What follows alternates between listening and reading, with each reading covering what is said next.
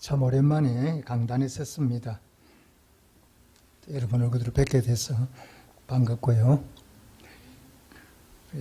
아파트 단지에서 이렇게 가끔 바자회를 하지 않습니까? 각 가정에서 필요한 물건들을 모아가지고 사고 파는 바자회를 열었는데 각 가정의 주부들이 가지고 나온 물품들 중에 공통된 것이 있어요. 각 가정에서 남편들이 그다지 필요가 없다 이렇게 생각이 들어서 가지고 나온 물품들이 남편들입니다. 근데 또 문제는 뭐냐? 가지고 나오는데 사가는 사람이 아무도 없어요. 제가 그 얘기 듣고 속으로 그런 생각이 들었습니다. 여보, 나 긍휼히 봐주세요. 제가 몸이 아프잖아요. 인간이 가지고 있는 단점, 최대 약점 중에 하나가 뭐냐 이렇게 물어보면 변한다는 거죠. 처음과 끝이 우리 하나님처럼 여일하게 가야 되는데 우리는 그렇지를 못하죠. 좋아했다 싫어했다가 멀리했다가 가까이 했다가 이렇게 우리의 마음이 자주 변한다는 거예요. 남편을 팔겠다고 데리고 나왔잖아요. 결혼했을 때 그렇겠습니까? 결혼할 때는 너무 좋아. 이 여자 없이는.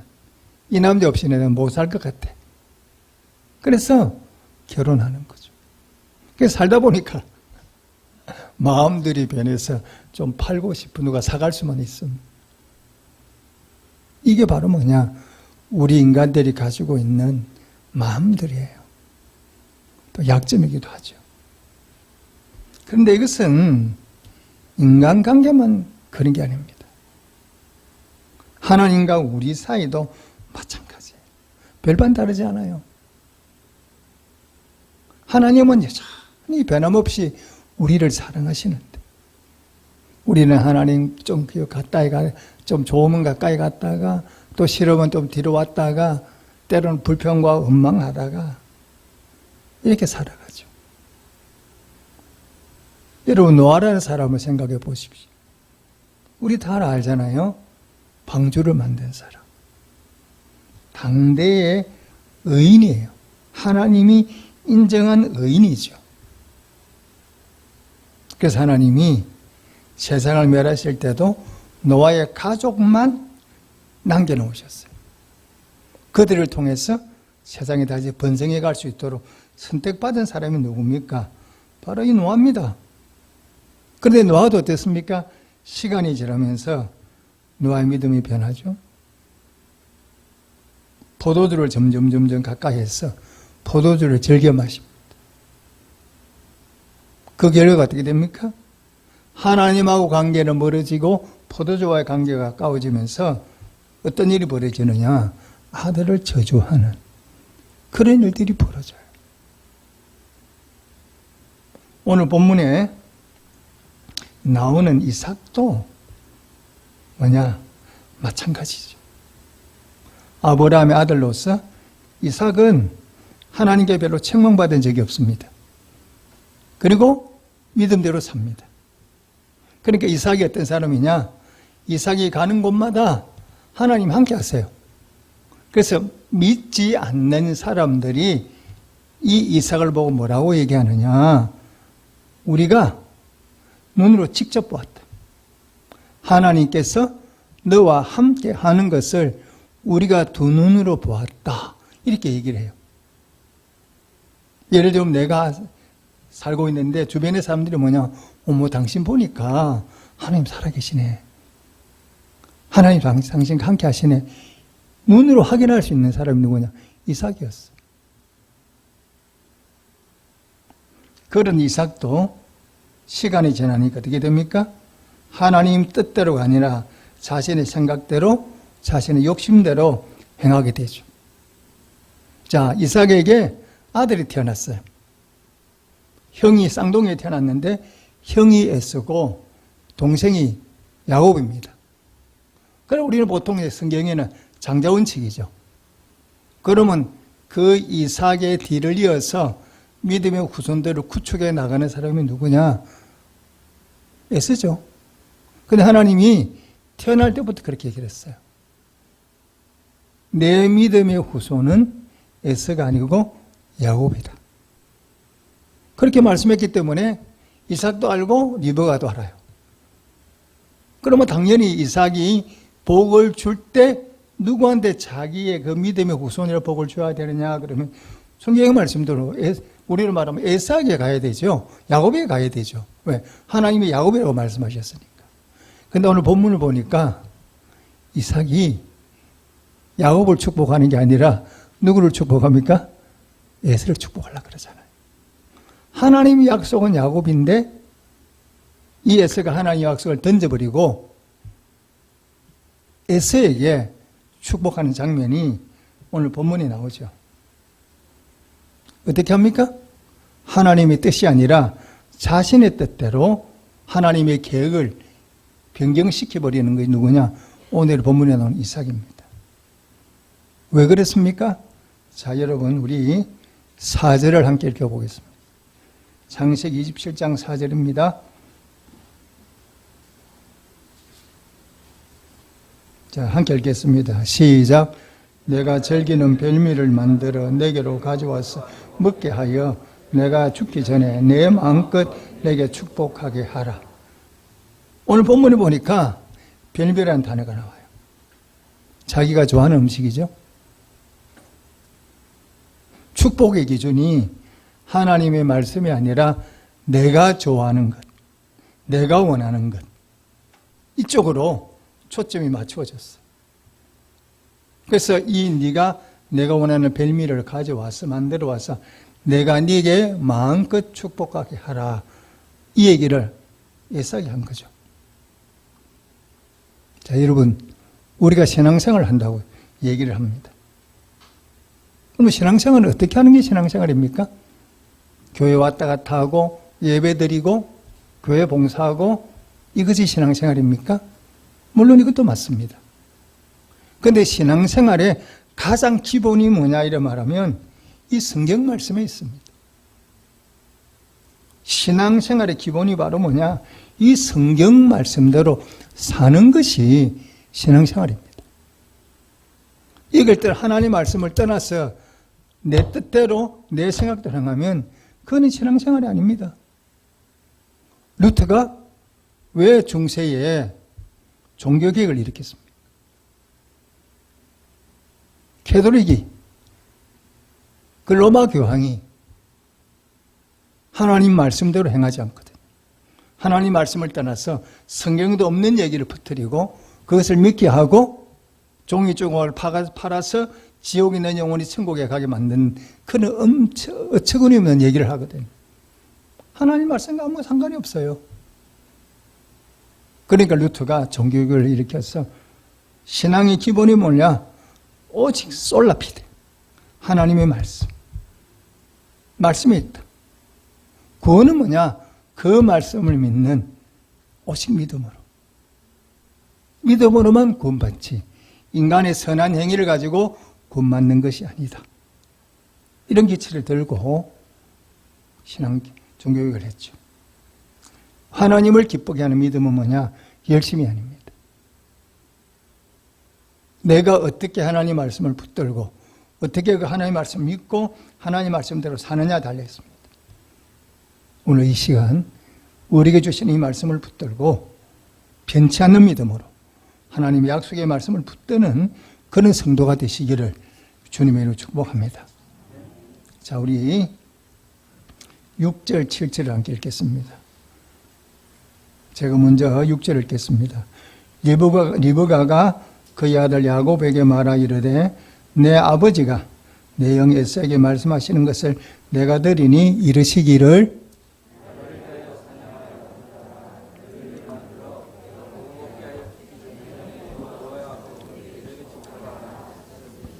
아멘.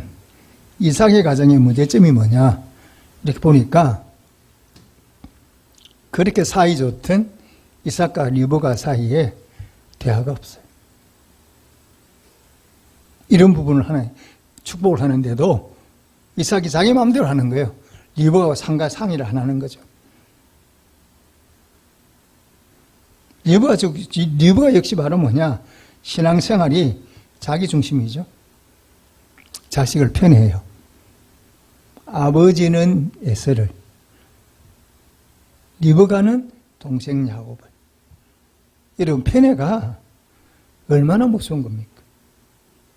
편애는 뭐냐? 자식을 병들게 하고요. 나중에 어디까지 가느냐?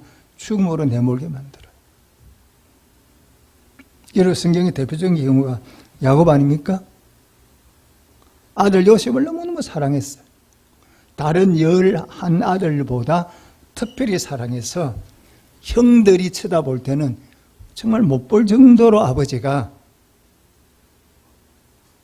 요셉을 사랑하거든. 그것 때문에 결국 뭐냐?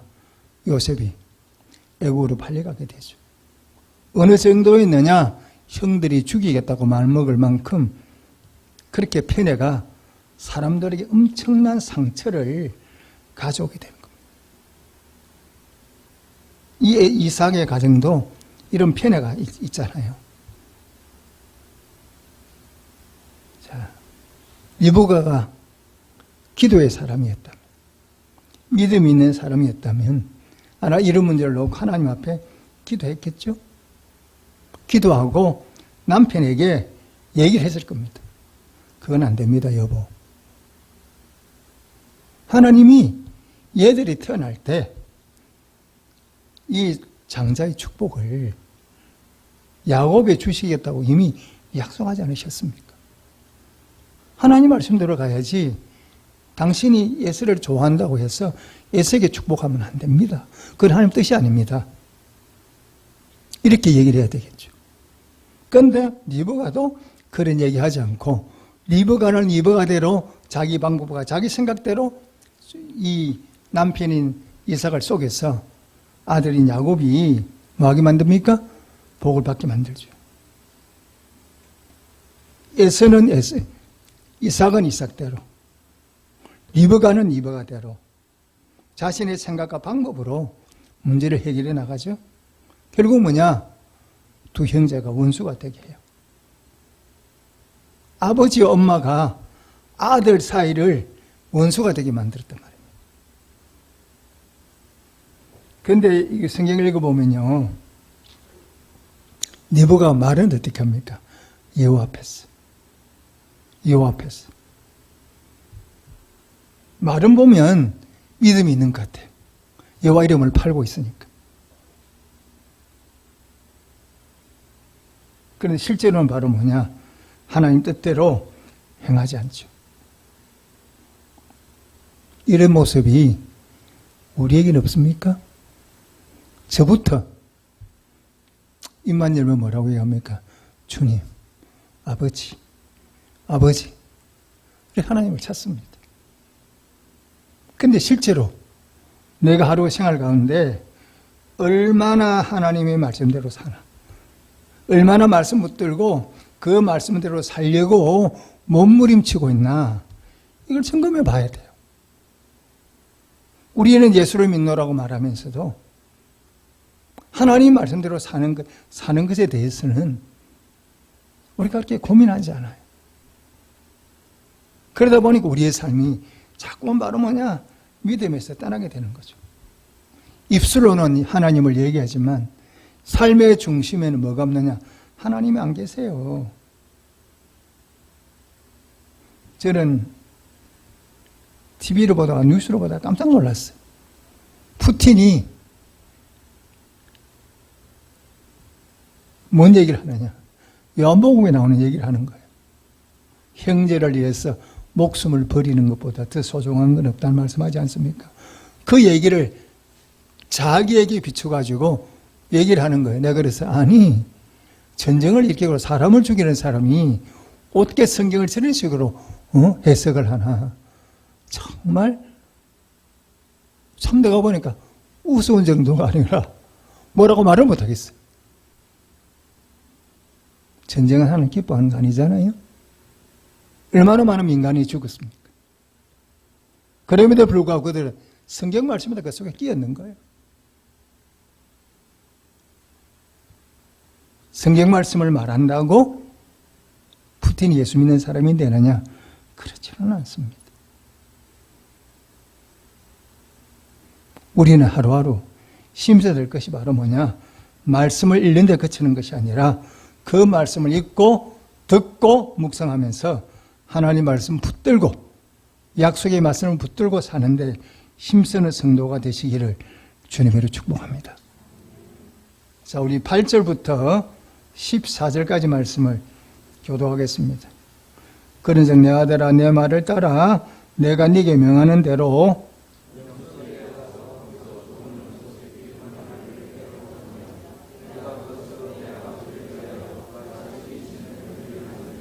내가 그것을 내 아버지께 가져다 드려서 그가 죽기 전에 내게 축복하기 위하여 잡수시게 하라.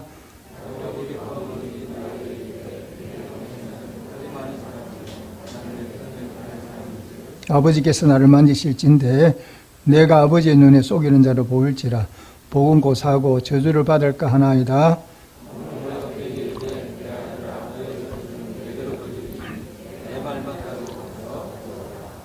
십사절 학교 읽겠습니다. 그가 가서 끌어다가 어머니가 가져왔더니 그의 어머니가 그의 아버지가 즐기는 별미를 만들었더라. 아멘. 자, 이 리브가의 계획대로 야곱이 따르죠. 엄마의 말씀에 순종하죠. 결국 축복을 받긴 했어요. 그런데 이 약속의 축복이 이루어지기까지는 야곱은 험악한 세월을 보내야만 했어요. 아버지를 속에서 축복을 받았지만 그 축복을 받기까지 야곱은 참 험악한 세월을 보낼 수밖에 없죠. 라반의 집에 가서 20년 동안 바로 뭐냐? 머슴살이를 하죠. 힘들고 어려운 세월을 보냅니다. 그리고 고향으로 돌아올 때도 형 예서에 대한 두려움 때문에 자유함이 없어요. 돌아오면서도 형 예서가 자기를 죽일까 봐 벌벌벌 떨면서 머리에 있는 깨름깨름 다 써가면서 그렇게 돌아오죠. 리브가가 뭐라고 얘기합니까? 44절에 보면 몇 날만 가서 있으라 그랬어요. 몇 날만 가서 있으면 내 형 노음이 풀면 너를 다시 부르마 이렇게 얘기를 하잖아요. 그런데 어떻습니까? 리브가는 두 번 다시 야곱을 만나지 못합니다. 자기가 사랑하는 아들 야곱을 만나지 못하고 죽게 되죠. 자신의 욕심대로 행한 결과가 바로 뭐냐? 자신의 뜻대로 되지 않는 거예요. 우리가 어떻습니까? 우리는 우리의 생각과 우리의 뜻대로 일을 행할 때가 많습니다. 근데 막상 일을 벌이지고 나면 내 뜻대로 되는 게 없어요. 왜? 하나님이 모든 우리의 삶을 주관하시기 때문에 하나님의 말씀대로 살면 하나님의 형통함을 경험하지만 내 욕심, 내 생각대로 살아갑니다. 그 하나님을 경험하기 어렵죠. 신앙생활에서 중요한 것이 바로 뭐냐? 목적이 아니고 수단과 과정이에요. 하나님은 뭘 보시느냐? 결과를 보시는 분이 아니에요. 내가 뭘 많이 이루어놨다고 잘했다 이게 아닙니다. 하나님 뭘 보시느냐? 중심을 보시죠. 우리는 어떤 결과를 보지만 하나님은 중심을 보시는 분이에요. 요셉을 보디발 아내가 계속 유혹하지 않습니까? 결국 어디 가느냐? 요셉이 감옥에 가죠. 감옥에 가도 그 보디발의 아내의 말을 들어주지 않습니다. 보디발의 아내와 타협하지 않습니다. 감옥에 보내버리겠다. 그러니까 요셉이 그러면 이렇게 하십시다. 이렇게 타협하는 법이 없다는 겁니다. 타협은 뭐냐? 신앙생활에서 떠나는 거예요. 내가 세상과 타협을 하기 시작하면 그때부터는 뭐냐? 우리는 신앙생활에서 이제 떠나기 시작하는 거죠.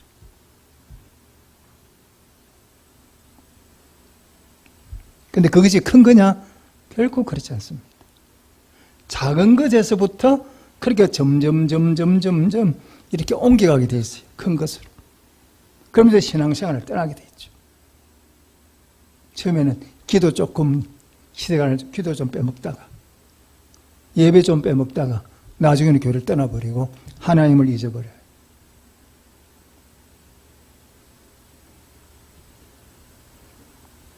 우리 신앙의 선배들이 좋은 유산을 많이 물려주었거든요, 우리에게. 그거는 바로 뭐냐? 세상과 타협하지 않는 거였어요. 우리의 신앙의 선배들은 세상과 타협하지 않았어요. 힘들고 어려워도, 내가 고달파도, 내가 손해를 좀 봐도 뭐예요? 하나님 말씀 붙들고 살았어요. 이게 우리 선배들이 뭡니까? 우리가 물려준 신앙의 유산들이에요. 제가 주일학교 선생님을 할 때는 주일날에는 애들 과자 사 먹지 못하게 만들었어요. 돈 쓰지 못하게 만들었어요.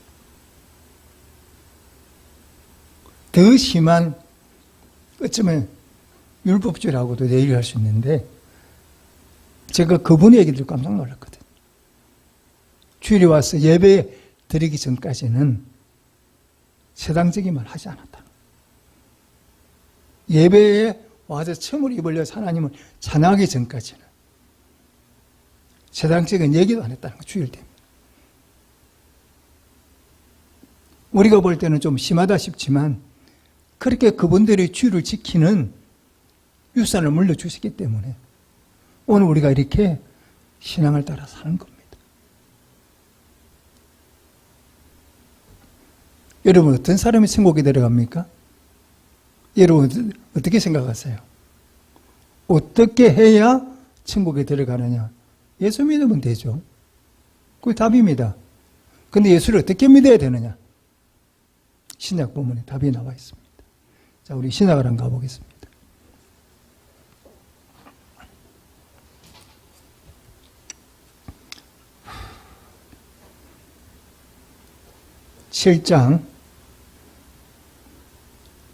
마태복음 7장 21절입니다. 한 절만 함께 읽겠습니다. 시작. 나더러 주여 주여 하는 자마다 다 천국에 들어갈 것이 아니요 다만 하늘에 계신 내 아버지 뜻대로 행하는 자라야 들어가느니라. 아멘. 오늘 말씀하고 있죠. 주여 주여. 이렇게 이름만 부른다고 천국에 들어가는 게 아니라는 겁니다. 저부터 하루에 수도 없이 하나님 이름을 부르죠. 주님의 이름을 부른다고 천국에 다 들어가느냐? 아니라는 거예요. 예수님이 직접. 어떻게 된다고요?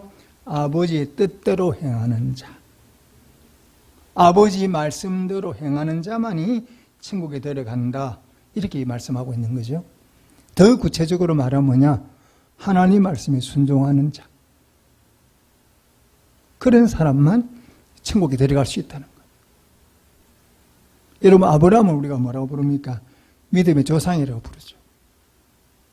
그럼 아브라함이 어떻게 해서 믿음의 조상이 됩니까? 뭘 했습니까, 아브라함? 하나님이 아브라함에게 찾아오셔서 말씀하셨어요. 내 본토 친척 아버지 집을 떠나라. 떠나라 그러니까 뭐냐? 아브라함이 떠났어요. 내 독자 이삭을 모리아 산에 가서 번제물로 바쳐라 그랬더니 바치는 신용만 한 것이 아니라 실제로 이삭을 모리아 산에 제단을 만들고 거기서 이삭을 바쳤어요. 떠나는 거나 내 아들을 번제물로 드리는 거나 어느 것 하나 쉬운 게 없습니다. 그런데 아브라함은 그 하나님의 말씀의 명령에 많은 거죠? 순종하죠. 모세의 별명이 바로 뭐냐? 하나님의 사람입니다. 얼마나 하나님 말씀대로 살았으면 모세의 별명이 하나님의 사람이겠습니까? 모세는 하나님의 말씀에 순종하죠. 성막을 만들 때, 하나님이 성막을 만들 때 모세에게 하나 10가지 다 지시하셨어요. 그런데 모세는 그 성막을 만들 때 자기 생각을 요만큼도 첨가하지 않습니다. 모든 것이 뭐 이렇게 계속해서 말씀이 되느냐, 여호와께서 모세에게 명령하신 대로 되니라. 왜 우리 그렇잖아. 일하다 보면 이렇게 하면 좋겠어. 그래서 뭐냐니까 이렇게 하지 마, 이렇게 하면 어때요? 우리 이렇게 얘기하잖아요. 근데 모세는 그런 게 하나도 없었다는 거예요. 만들기 힘들고 어려운데, 그러니까 좀 더 쉽게 만들려, 그런 거 없었다는 거예요. 그냥 하나님이 말씀하는 대로만 만들었다는 거예요. 이게 바로 뭐냐? 모세예요. 여러분, 하나님의 말씀에 얼마나 순종하고 있습니까? 하나님 내게 말씀하시면 얼마나 그 말씀을 즐거운 마음으로 순종하시냐고요. 성도들이 신앙생활을 하다 보면 뗄래야 뗄 수 없는 사람이 누구냐? 목회자예요. 목회자와 관계는 뗄래야 뗄 수가 없습니다.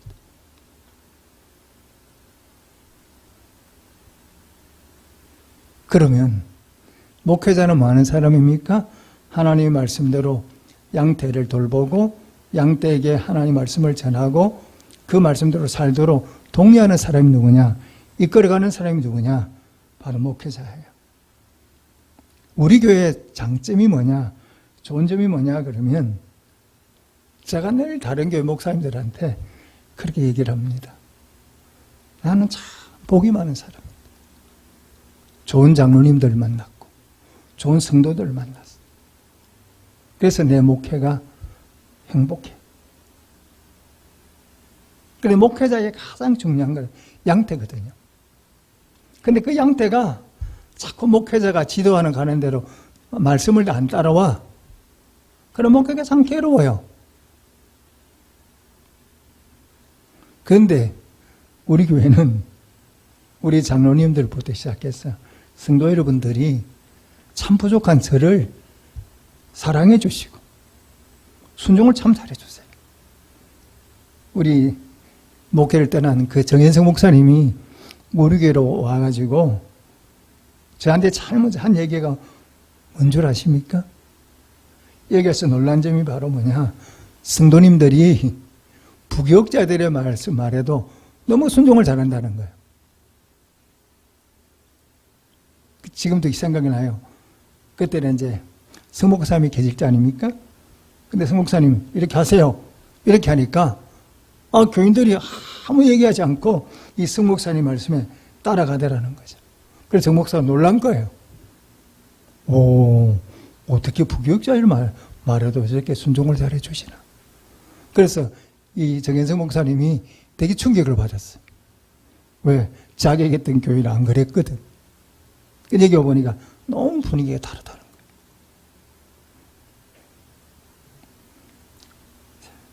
여러분 어떻습니까? 하나님을 사랑하면 하나님의 말씀에 즐거운 마음으로 순종하게 돼 있어요. 그런데 하나님과 믿음이 좀 거리가 멀어지면 뭐냐? 그때부터 뭐 하게 되냐? 핑계대게 돼 있어요. 목회자를 사랑하면 목사님 말에 즐거운 마음으로 순종합니다. 그런데 목사님 마음에 조금 싫다? 그럼 그때부터 뭐 하느냐? 목사님 말에 핑계를 대기 시작해요. 이래서 못한다, 저래서 못한다. 이런 마음을 한번 점검해 보십시오. 나는 평소에 하나님 말씀에 얼마나 순종하고 있는가? 목회자들의 부탁에 얼마나 즐거운 마음으로 그 부탁을 들어주고 그 말씀에 순종하는가 점검하시고 하나님 말씀에 또 부교육자들, 그 교육자들의 말에 여러분 순종하기를 힘쓰는 성도가 되시기를 주님으로 축복합니다. 자, 여러분 신앙생활은요 열심도 중요하죠. 성경은 한 번도 우리에게 대충이란 말을 써본 적이 없습니다. 성경은 날마다 우리에게 뭘 강조합니까? 열심을 품고 주를 섬기라 그러지 죽도록 충성하라 그러지 적당하게 이런 건 없습니다. 그래서 신앙생활은 열심히 하는 게 굉장히 중요하죠. 그런데 열심히 하는 것보다 더 중요한 게 바로 뭐냐? 하나님의 뜻이에요. 열심히 하는데 내 마음대로 하는 게 아니라 내가 얼마나 하나님 말씀을 붙들고 사느냐, 이게 중요하다는 겁니다. 그것을 대표적으로 보여주는 사건이 어디 나오느냐? 사무엘하하 6장에 나오죠. 법궤를 옮기는 사건이 있지 않습니까? 다시 왕이 되자 제일 먼저 한 게 바로 뭐냐? 아비나답의 집에 있는 그 법궤를 예루살렘 성으로 옮겨가려고 그러죠. 그리하기 위해서 국민적인 이벤트를 벌이죠. 동원된 사람이 얼마냐? 3만 명이야. 요즘도 3만 명 동원하기가 쉽지 않는데 그 당시에 3만 명을 도정하고 악대를 준비하고 또 뭐냐? 새 수레를 준비해서 이 법궤를 실어 올려 가는데 실패했어요. 법궤를 실어 가져오려 하다가 우사가 죽고 말았어요. 분위기가 완전히 다운이 됐어요. 왜 그렇습니까? 이 다윗이 그렇게 열심히 준비했어요. 수레도 새로 만들었어요. 왜 문제냐? 법궤는 수레에 실는 것이 아니라 반드시 뭘 해야 됩니까? 제사장들이 메고 가야 되거든요. 이게 하나님의 법이에요. 제사장들이 메고 가야 되는데 다윗은 하나님을 너무 사랑하니까 수레를 새로 만들어서 그 수레에다 싣고 가려고 하는 거죠. 하나님이 진노하셨죠. 수레에 실는 것은 하나님의 뜻이 아니죠. 메고 가는 것 하나님의 뜻이에요. 나는 얼마나 하나님 말씀대로 살려고 노력하고 있습니까? 신앙생활을 사는다는 것은 열심히 하는 것도 중요하지만 그것보다 더 중요한 것이 바로 뭐냐? 하나님 말씀대로 행하는 것입니다. 하나님의 약속의 말씀을 붙드는 것입니다. 그런데 우리는 자꾸 가면 갈수록 이 성경 말씀대로 하는 게 아니라 내 뜻과 내 생각대로 이 말씀을 풀이하고 해석하고 내 뜻대로 행하려고 하는 게 너무 많아요. 하나님 결코 기뻐하는 거 아니에요. 다시 한번 내 신앙을 점검하고 이 코로나 시국이 지나면서 내가 얼마나 하나님 앞에 마음을 들이며 얼마나 하나님 말씀에 순종하기를 힘쓴가를 점검하시고 하나님의 약속의 말씀을 붙들고 그 말씀대로 순종하셔서 하나님이 주시는 복과 은혜를 풍성히 받아 누리시는 우리 성도들이 되시기를 주님의 이름으로 축복합니다. 아멘. 기도하겠습니다.